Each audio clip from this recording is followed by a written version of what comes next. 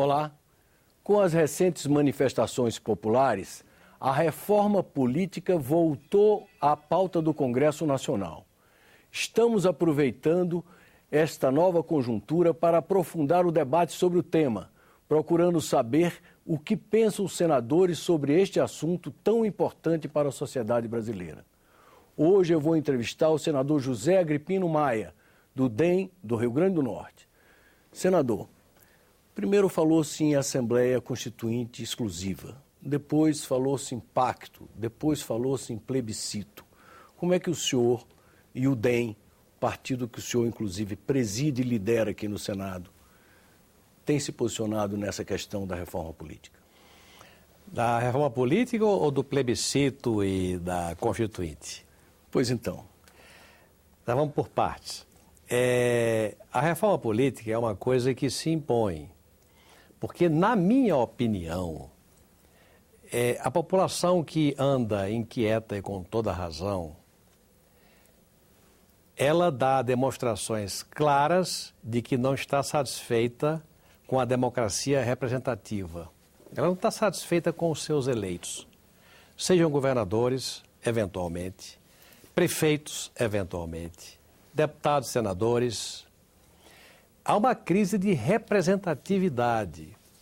As pessoas se sentem como que enganadas pelo fato de terem eleito pessoas que não estão cumprindo aquilo que pessoas achavam que eles iriam fazer ou que haviam prometido até. Daí a individualidade ter ido para a rua.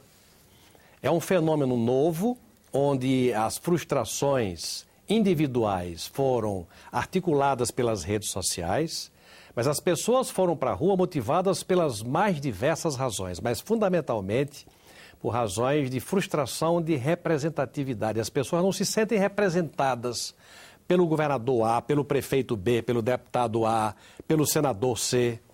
E é preciso, neste momento, muita humildade para compreender isso. E um dos caminhos para você superar essa frustração que existe e tem que ser superada para que a inquietação das pessoas não atinja as instituições, uma das razões pelas quais a reforma política se impõe é que ela é um caminho apropriado para corrigir os equívocos da representatividade. E aí entra a reforma política, que vai fundamentalmente mexer com a forma de escolha dos candidatos a presidente da República, no caso de financiamento de campanha, de deputados e senadores por voto em lista, por voto distrital ou universal, pelas mais diversas formas de você modificar a interpretação do eleitor para escolher aqueles que vão lhe representar e sejam bem escolhidos, porque na verdade, o que é preciso é você fazer uma reforma política, na minha opinião, primeiro para fortalecer o partido político como organismo capaz de, com ideias, interpretar o sentimento coletivo das pessoas com ideias, e não individualmente. Eu votei em contra candidaturas avulsas. Sou contra, até porque candidatura avulsa é candidatura de uma pessoa só e andorinha só não faz verão. Quem faz verão é um conjunto de 30 deputados, de 70 deputados, que tem um compromisso efetivo com uma ideia, com a região. E aí sim, eleitos pelo partido, possam levar a efeito aquelas ideias. Então, eu acho que a reforma política começa pelo fortalecimento do partido político. Mas o senhor admite, então, a aprovação do voto em lista, como se quer? Antes disso, eu admito que o partido político, para que ele tenha representação nacional, para que ele tenha liderança na Câmara e no Senado, liderança que eu digo é expressão de liderança, para você fazer reunião de líderes e os líderes decidirem a pauta, decidirem o encaminhamento de votações, para que o partido seja nacional e tenha direito a ter líderes com voz, é preciso que eles passem por uma cláusula de barreira. Não pode ser um partido político que não tenha nenhum deputado e nenhum senador e tenha fundo partidário, tenha tempo de rádio e televisão e não tenha a expressão do voto das pessoas. Então, a cláusula de barreira, eu acho que é a primeira das definições na reforma política, para você fortalecer a instituição chamada partido político. O senhor tem uma fórmula específica? Eu já votei e já aprovei, Armando, há um tempo atrás. Está aprovado pelo Senado há muito tempo atrás, está na Câmara, represado. Eu acho que um partido político tem que, primeiro de tudo, ter representação nacional. Ele tem que ter, minha fórmula, 5% dos votos do Brasil, distribuídos em pelo menos 5 estados do Brasil, com pelo menos 7 parlamentares, deputados ou senadores, espalhados por estados diferentes. Não é 5 deputados em São Paulo, 1 no Rio Grande do Sul, 1 no Paraná, não. Com parlamentares distribuídos, 7 parlamentares em pelo menos 5 estados diferentes. É 5, 5, 5. 5% dos votos em 5 estados diferentes, com pelo menos 7 parlamentares. Certo. Aí você tem uma representação nacional.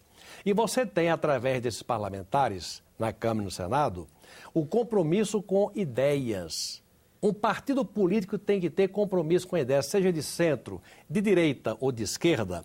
Ele tem que ter nitidez perante a sociedade para defender certos pontos de vista e o eleitor votar a favor ou contra aquele partido de acordo com a sua identidade. Ele se identifica ou não com aquelas ideias daquele partido político. E aí vota nos candidatos do partido político. Mas antes de qualquer coisa, vota no partido político para dar a um conjunto força para votar e mudar o país. Mas o senhor é a favor do chamado voto em lista, ou seja, a convenção partidária indica a relação dos candidatos e o eleitor vota no partido e eles são eleitos à lista, ou seja, conforme a ordem, Eu iria ordenação. Um pouquinho antes, no distrital.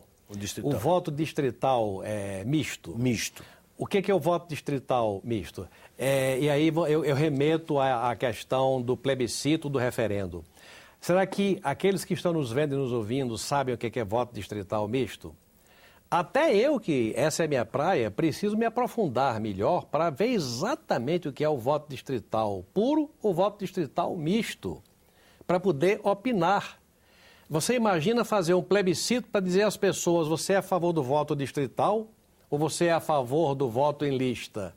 E o povo responder com conhecimento de causa e dar a resposta precisa. Então veja que esse plebiscito, como estava se imaginando, era gastar dinheiro impunemente, era fazer uma perversidade com o povo. O correto é você estabelecer o debate, do debate à formulação de ideias que os meios de comunicação vão todos os dias passar para a sociedade vai se assenhorar do que significa cada um daqueles pontos, o Congresso, que tem a obrigação de saber o que está votando, votar uma reforma política e, ao final, submetê-la a um referendo da população, coincidindo com uma eleição sem custo para o referendo, para que a população diga que aceita ou não. Mas vai votar numa coisa já feita? Na hora em que o parlamentar for votar, sabendo que aquilo vai para o referendo, vai pensar 2, 3 vezes antes de votar alguma coisa que não seja completamente defensável, porque sabe que aquilo vai passar, ao final, pelo crivo de um sim ou não da população, que, informada pelo debate, vai querer a melhor ideia. Então, dito isso, vamos ao ponto. O voto distrital é o voto onde, por exemplo, no meu estado tem, digamos, 5 regiões. 5 regiões que têm um eleitorado por região. Você vai fazer a eleição dos deputados federais ou estaduais por distritos. Você vai ter uma eleição quase que majoritária naquele distrito para comprometer o parlamentar, deputado federal ou deputado estadual, com aquela área do seu estado. Misto como? Na hora em que você fizer uma parte dos parlamentares, do meu estado são 8, digamos, se você tem 5 regiões, vamos admitir por hipótese, você elegeria 5 exclusivamente pelo distrito. E os 3 restantes você elegeria por voto de todo o Estado. Isso seria o voto distrital misto. Uma parte eleita pelo distrito e uma outra parte eleita pelo voto universal do Estado como um todo. Valendo o princípio majoritário no caso dos distritos. Valendo o princípio majoritário no voto distrital. Você iria ter, dentro daquele distrito, que digamos, tinha 500 mil votos, 500 mil eleitores, você poderia eleger 2 deputados federais. Por exemplo, os 2 mais votados seriam eleitos. E aí você pode fazer a lista partidária, decorrente de quê? Do tipo de eleição, se é voto distrital, puro, distrital misto ou não. E ainda você tem uma terceira opção, que é o distritão, que é a eleição de todos os parlamentares. No meu estado são 8, você elegeria os 8 mais votados. Porque hoje eu tenho deputado eleito com 55 mil votos no meu estado e deputado que teve 115 mil votos e que é primeiro suplente, porque as coligações produziram isso. Então, o distritão eliminaria essa distorção, como o voto distrital misto também elimina essa distorção. Agora, é preciso que haja um tempo de preparação para o eleitor se habituar ao novo modelo. Então, nós verificamos o voto distrital misto, o voto distrital puro e o distritão. O voto em lista cabe perfeitamente em qualquer dos modelos. Agora, isso é uma coisa que tem que ser amadurecida. Se perguntar a minha opinião sobre o voto em lista, eu sou favorável. Agora, é preciso que eu represente o pensamento do meu partido político. E dentro do partido é preciso que essas avaliações sejam feitas ainda com mais critério, com um debate mais aprofundado, para que eu, como presidente do partido, possa dar uma opinião que seja não a opinião do senador Zé Agripino, mas a opinião do partido que ele preside. Claro, então essa questão ainda está em aberta no DEM. Do voto em lista, sim. A minha opinião pessoal é que o voto em lista fortalece o partido político, e, na minha opinião, é a rainha das reformas dentro da reforma política, o fortalecimento da instituição partido político. Senador Agripino, o senhor falou de passagem na questão das coligações proporcionais. O senhor é a favor do fim das coligações nas eleições proporcionais? Na medida em que você aprove o voto distrital e o voto em lista, da eleição de 2018, o fim das coligações proporcionais significa também o fortalecimento dos partidos políticos individualizados. Primeiro, a cláusula de barreira, em que você vai estabelecer os critérios para o partido ser nacional. Ele teve 10 deputados eleitos em 5 estados diferentes, com todos aqueles condicionantes satisfeitos. Então, ele é um partido nacional. Ele tem condições, a partir de agora, de disputar a eleição com a sua individualidade e sem mais fazer coligação com outros partidos que podem ter e podem não ter uma formulação programática parecida ou assemelhada, que até viabilizasse a eleição, a coligação na eleição proporcional. Então, acho que tem que haver uma transição para 2014 com a reforma política não feita, sem a cláusula de barreira estabelecida, sem a definição do voto distrital, sem um voto de lista estar definido. Eu acho que é cedo para você proibir as coligações. Você pode provocar uma barafunda, pode provocar uma confusão na cabeça do eleitor. É preferível fazer as coisas bem feitas, fazendo progressivamente. Agora, a minha posição, em nome do fortalecimento dos partidos, sou favorável ao fim das coligações na eleição proporcional, a vigorar a partir de 2018. Há quem esteja defendendo a obrigatoriedade dos partidos, no primeiro turno, lançarem obrigatoriamente candidatos à presidência da República com programas definidos. O que é que o senhor acha dessa ideia? É uma ideia defensável? É uma ideia defensável. Agora, você tem que procurar, no regime democrático, o melhor caminho para aquele intérprete que você, como partido político, julgue em condições de ganhar a eleição, você viabilizar essa eleição. Você fazer uma campanha presidencial agora com 12 candidatos à presidência, com tempos de rádio e televisão muito díspares, uns com muito tempo e outros com pouco tempo, você pode terminar confundindo a cabeça do eleitor.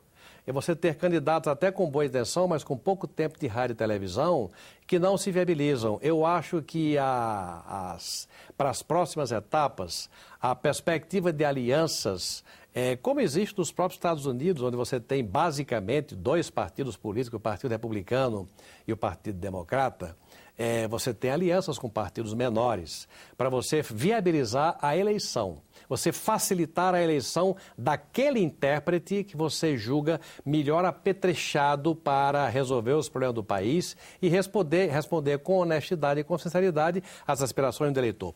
Tudo é uma questão de pragmatismo, você apostar na perspectiva de vitória das suas ideias ou ideias assemelhadas ou de um intérprete que tenha compromisso com as suas ideias. Daí essas alianças em torno de uma perspectiva real de vitória.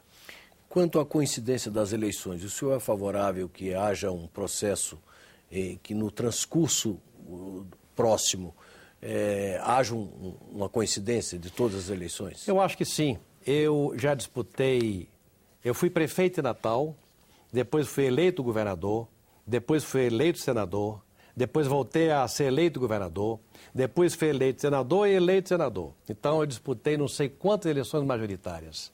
Nunca disputei eleição proporcional, nunca fui candidato a deputado, nem estadual, nem federal, nem vereador. O que é que eu acho? Eleição de 2 em 2 anos, para quem faz militância política, é uma coisa extremamente desgastante. E quando você pensa em fortalecimento de partido político, o bom é que você faça eleição geral.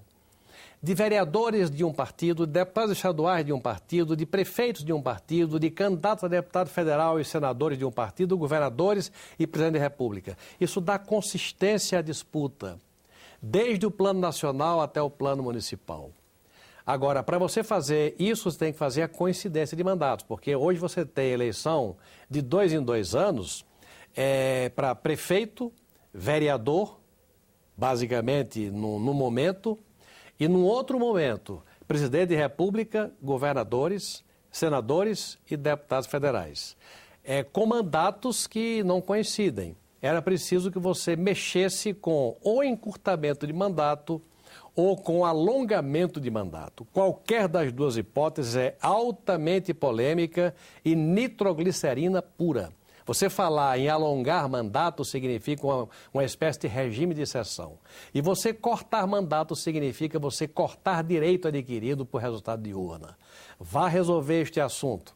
É questão complicada que tem que ser objeto, talvez essa seja a última das reformas, que tem que ser objeto de muita negociação em benefício do aprimoramento do processo eleitoral. Agora, como tese, como instrumento de fortalecimento das ideias de partido político, eu sou favorável à coincidência de mandatos. Aliás, até de economia também. Também é claro, na hora que você faz a eleição de ponta a ponta, você faz uma eleição só de 4 em 4 anos e você tem a distribuição dos custos da campanha por todos os candidatos, de vereador a presidente da República.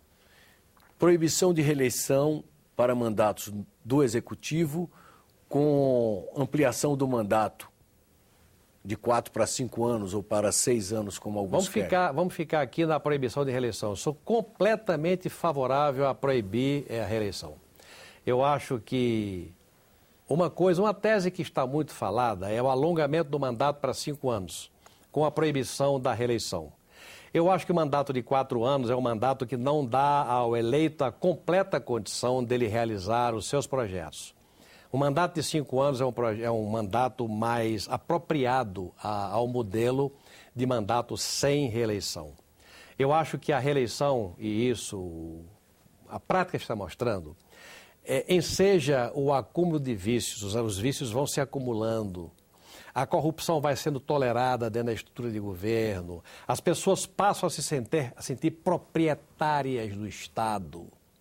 Isso é o pior dos mundos. As pessoas se habituam àquela função de prefeito, de governador, de presidente de república que detém poder, porque o legislativo não detém muito poder. Poder tem o poder executivo. Então as pessoas se apropriam do Estado, muitas pessoas se julgam proprietárias do Estado e em nome disso cometem desatinos. E quem paga pelos desatinos é o interesse público, é o interesse coletivo. A corrupção é filhote de poder alongado. É filhote de poder alongado. O senhor diria que essa é uma posição partidária? o DEM como um todo? Majoritariamente, sim. Eu já mandei fazer um levantamento singular na bancada e majoritariamente, dentro da minha bancada, o voto pelo fim da reeleição é maior. Com expansão do mandato para 5 anos? Para 5 anos. A tese de mandato de 5 anos com o fim da reeleição, dentro do meu partido, hoje ganharia como tese. A Comissão Executiva Nacional do PSDB recentemente defendeu, inclusive, uma tese diferente, que seria a redução do mandato do senador de 8 para 5 anos. O senhor já refletiu sobre essa proposta? Tem uma posição acerca dela? Ainda não. Agora, não adianta eu falar aqui a diminuição do mandato de 8 para 5 anos. Será que essa é a melhor fórmula? Eu não sei se é a melhor fórmula. Digamos, pessoalmente, para resolver uma questão intrincada como essa, eu daria meu voto favorável. Mas será que essa é a fórmula da coincidência? Seria encurtar o mandato do senador? Você vai ter que encurtar mandato ou alongar mandato. Tem muita gente, de prefeito, de governador. Não é uma resposta simples encurtar o mandato do senador, não é só por aí. Agora, se esse fosse o caminho para você ter coincidência de mandatos, eu tranquilamente votaria que sim. Financiamento público ou financiamento privado ou financiamento misto das campanhas eleitorais? Primeiro de tudo, o financiamento público só tem sentido na medida em que você tenha listas partidárias. Porque as pessoas não se aperceberam ainda de uma outra coisa. Um presidente de partido que recebe, por exemplo, doações ou fundo partidário, ou estaria com a responsabilidade de, recebendo fundo público, fazer o financiamento público dos seus candidatos, se as eleições fossem pelo voto universal, você ia ter 200 candidatos financiáveis, 300 candidatos financiáveis. Já imaginou o pobre do presidente de partido fiscalizando a conta de 200 mais 300 candidatos numa eleição única de vereador, deputado estadual, deputado federal? Ele ia se transformar de presidente de partido num ordenador de despesa e, em muitos momentos, responsável por coisas que ele não tinha feito. Então, só tem cabimento você falar em financiamento público de campanha com lista partidária fechada, onde você financia a campanha da lista, do partido político. Então, para você falar em financiamento público exclusivo de campanha, você tem que, por antecipação, falar claramente em aprovação da lista partidária, da lista fechada, que é uma das etapas da reforma política. Eu sou pelo financiamento misto, público e privado, mas o financiamento privado exclusivo ao partido político, não aos candidatos. O partido político que receberia a contribuição e faria a distribuição transparente, clara, publicada a cada 15 dias ou a cada 30 dias durante a campanha, com os seus candidatos de forma equitativa.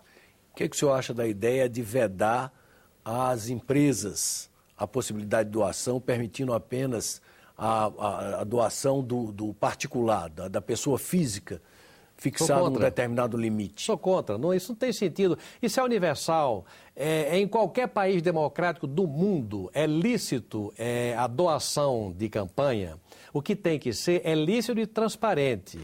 Você tem que caminhar cada vez mais para a transparência, inclusive em real time, em tempo real, das doações de campanha. Vamos e venhamos. Ou você acaba com a propaganda eleitoral gratuita, que de gratuito não tem nada, que é o tempo de rádio e televisão. Um programa de rádio e um programa de televisão é a coisa mais cara de uma campanha eleitoral. O partido político não tem dinheiro para financiar nos moldes atuais e de doações individuais de pessoas não seriam suficientes. Para você fazer uma campanha política com a capacidade de transmitir as suas ideias ao eleitor, tem que haver, como existe no Japão, na Alemanha, na França, na Inglaterra, nos Estados Unidos, no Japão, no mundo inteiro, o financiamento transparente de empresas, de pessoas jurídicas, que dariam a sua contribuição e dariam dizendo do porquê estão dando. Nos Estados Unidos, por exemplo, onde as doações de empresas privadas é permitida e é a regra, você não tem tempo de rádio e televisão gratuito, não. O candidato com as doações que recebe, individuais ou coletivas, compra espaço de rádio e televisão, compra com o dinheiro das doações das empresas. E quando compra, pode dizer, eu estou comprando com recursos que me foram doados por A, B, C e D. E o eleitor decide se vai votar nele ou não vai votar nele. Decide se vai votar nele ou não vai votar nele. O importante é a transparência do processo, para saber quem é quem. Quais são as ideias, a quem você está representando, qual é o compromisso que você tem legítimo com aqueles que estão financiando a sua campanha. Tudo num processo transparente e de fácil compreensão pelo eleitor e deixar que ele julgue livremente se aquela candidatura vale ou não vale o seu voto. E o que o senhor acha da ideia de, como uma forma de reduzir custos, não admitir mais esses recursos de marketing eleitoral durante os programas, apenas o candidato ou os candidatos discutindo ideias gravados ao vivo em determinado estúdio, sem maquiagem, sem efeitos especiais? Esse seria o grande caminho para baratear os custos da campanha. Este seria no debate ou na apresentação das pessoas.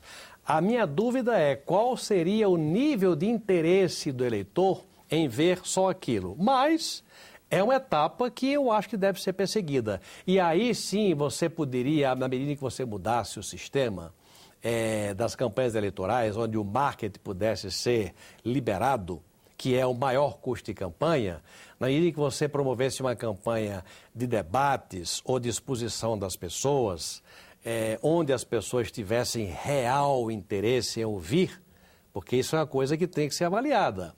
Do contrário, você vai fazer uma campanha eleitoral onde as pessoas ficam completamente alheias, porque não teve grande interesse, as pessoas ficavam aborrecidas com o blá blá blá de candidatos e poderiam votar sem o devido nível de consciência, porque o interesse em assistir o programa eleitoral não tinha se completado. Agora, acho que seria uma experiência perfeitamente viável e recomendável, porque isso baratearia o custo da campanha e isso podia remeter até a coisas como você sugeriu aqui, a não doação de empresas, isso podia ser viabilizado dessa forma. Voto obrigatório ou voto facultativo? Eu mantenho a minha posição. Eu acho que voto obrigatório. Eu acho que o voto obrigatório induz o eleitor a participar do processo, a se ligar no processo. O voto facultativo deixa, queiram ou não queiram, a pessoa descomprometida e ele vai, de relance, olhar o processo político eleitoral. Ao passo que o voto obrigatório soma um componente de 20%, 30% ou 40% a mais de pessoas que, além do contingente que naturalmente interessa, você, por indução do voto obrigatório, você inseriria no processo de audiência às candidaturas aqueles que vão assistir, porque o voto é obrigatório. E ele tem que se preparar para votar, no mínimo, com consciência. Uma última pergunta, senador.